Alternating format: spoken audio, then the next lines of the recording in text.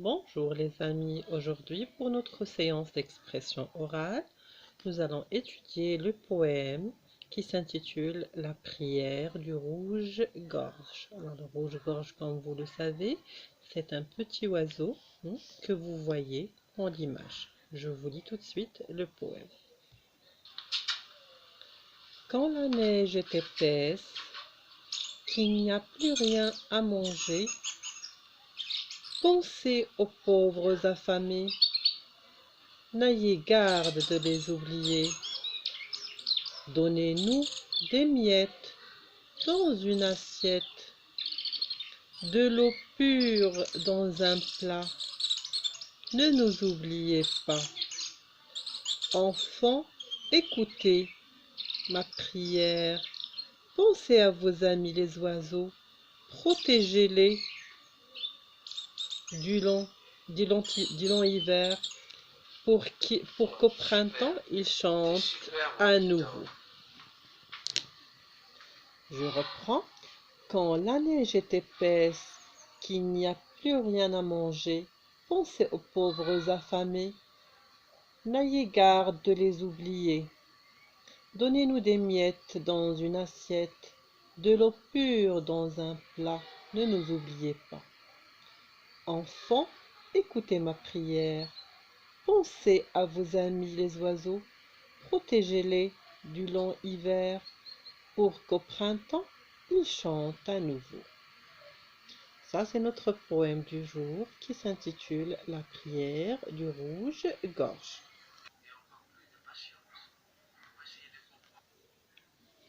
Alors, ce rouge-gorge,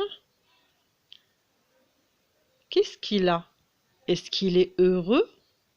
Dites-moi, est-ce que ce oiseau est heureux? Est-ce qu'il est heureux en hiver? Non? Pourquoi n'est-il pas heureux en hiver? Qu'est-ce qu'il arrive? Qu'est-ce qui lui arrive en hiver? Dans ce poème, le poète fait parler le malheureux rouge-gorge. D'accord? Qu'est-ce qu'il dit? Qu'est-ce qu'il nous demande? Et pourquoi le demande-t-il? Très bien, répondez à mes questions, s'il vous plaît. Que nous dit le rouge-gorge dans ce poème? Et pourquoi? D'accord. Alors, dans ce poème, le rouge-gorge parle de quelle saison? En quelle saison il est? Très bien, il parle pendant l'hiver, quand la neige est épaisse. Bravo. Pourquoi le rouge-gorge est-il malheureux en hiver? Pourquoi le rouge-gorge est-il malheureux en hiver? Très bien, parce qu'il n'y a plus rien à manger.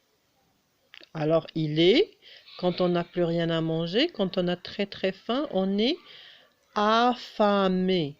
Affamé. On est affamé. Quand il nous dit pensez aux pauvres affamés, il parle de qui? Très bien, il parle des oiseaux.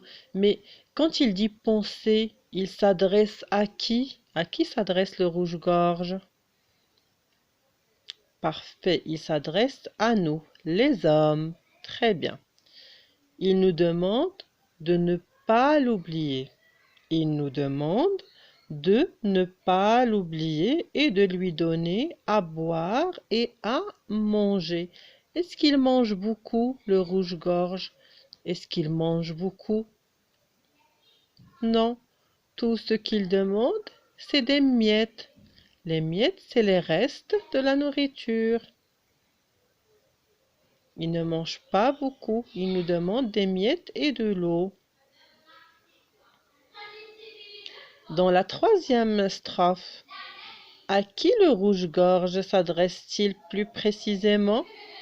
Dans la troisième strophe, à qui le rouge-gorge s'adresse-t-il précisément? Bravo, il s'adresse aux enfants. Qu'est-ce qu'il demande aux enfants? Qu'est-ce qu'il leur demande?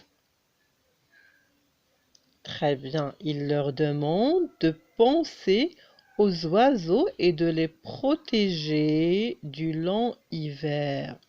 Parce que qu'est-ce qui arrive en hiver? Les oiseaux, que leur arrive-t-il?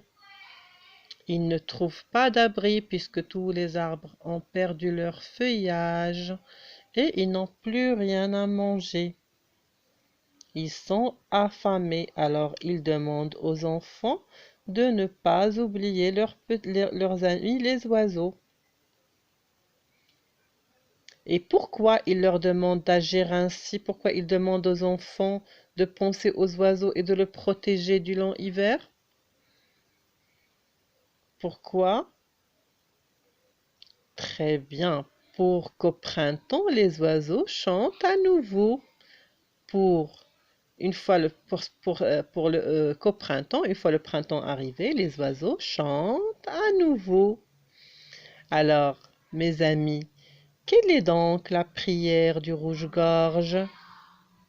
Quelle est donc la prière du rouge-gorge?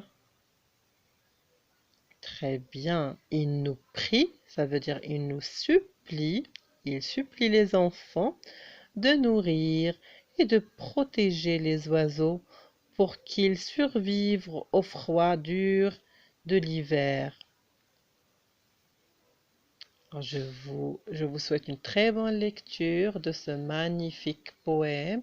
Je vous demande à tous, mes amis, de ne pas oublier les oiseaux pendant l'hiver et pendant l'été aussi. Toujours leur donner les miettes et un peu d'eau à mettre sur les fenêtres, au bord des fenêtres, dans les balcons, sur les toits. Ça leur fait plaisir et comme ça, ils viendront toujours chanter au printemps. Très bonne lecture.